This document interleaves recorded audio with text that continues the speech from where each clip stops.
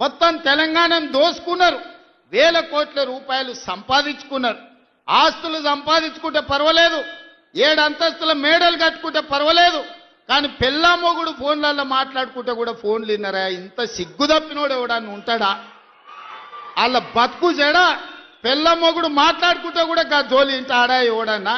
జడ్జిలను వదలలే, జర్నలిస్టులను వదలలే, ప్రతిపక్ష నాయకులను వదలలే, పెళ్ళా మొగుడు జోలి వదలలే, సినిమా తారాలు మాట్లాడుకుంటుంటే వాళ్ళను కూడా వదలలే.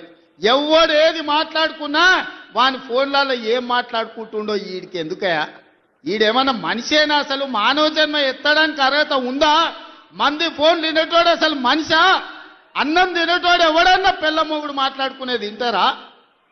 అట్లాంటి సన్నాసులకు మన పోలీసు వాళ్ళు నోటీస్ ఇచ్చారు. మా జాతిపితకు నోటీస్ ఇస్తారని. ఎవరికిరా నువ్వు జాతిపితవు? ఎవడు నీ జాతి? వినోదరావు నీ జాత? ఎర్రబల్లి దయాకరావు నీ జాత? కుక్కడపల్లి కృష్ణారావు గారు నీ జాత? లేకపోతే తన్నీరు హరీష్ రావు గారు నీ జాత? నీ జాతికి పిత ఉండొచ్చు, మాకు మా నల్గొండకో లేకపోతే మా పాలమూరుకు నీ జాతితో ఏం పని? నీ జాతి ఏంది? నీ నీతేంది? నీలాంటోడు జాతి పితయి పెళ్ళ మొగుడు జోలి పెట్టుకుంటే కూడా ఫోన్ లేనే సన్నాసి నువ్వు జాతి పితవంటే ఎవడన్నా ఉంటే ఆత్మహత్య చేసుకుంటాడు, బాయిలో దుంకి చచ్చిపోతారు. సిగ్గుతోని తల వంచుకోవాలి. ఇట్లాంటి ఘోరమైన క్రూరమైన నేరాలు చేస్తే పోలీసు వాళ్ళు పట్టుకొచ్చినట్టు వానికి ముఖానికి ముసుగు తొడిగి కండ్ల కాడికి ఇట్లా పొక్కలు పెట్టి పట్టుకుతారు. ఆయన ముఖం మందికి చూపియొద్దాడు. మన పోలీసు వాళ్ళు పిలిచినప్పుడు హరీష్ రావును కేటీఆర్ని అందరినీ ముఖానికి ముసుగు తొడిగి పట్టుకొచ్చేది ఉండే, లేకపోతే ముఖానికి మసి ఊసి పట్టుకొచ్చి పోలీసుల ముందర పెట్టేది ఉండే. పోలీసు వాళ్ళు మంచోళ్ళు కాబట్టి ఏమనలేదు. మా జాతిపితకు నోటీస్ ఇస్తావా? మా జాతిపితకు నోటీస్ ఇస్తే తెలంగాణ సమాజానికి అంత ఇచ్చినట్టే అంటాడు. అట్లనే అనుకుందాం. ఒకవేళ మీకు నోటీస్ ఇస్తే తెలంగాణ సమాజానికి ఇచ్చినట్టే అంటున్నావు కదా, మరి నీ జన్వాడలో ఉన్న ఫామ్ హౌస్ మా తెలంగాణ ప్రజలదా?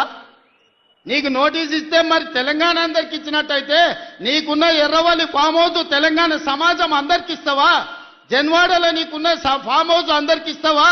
మొయినాబాద్లో హరీష్ రావుకున్న ఫామ్ హౌస్లో అందరినీ రాణిస్తావా? మీ టీవీలు మీ పేపర్లు మాకు ఇస్తావా?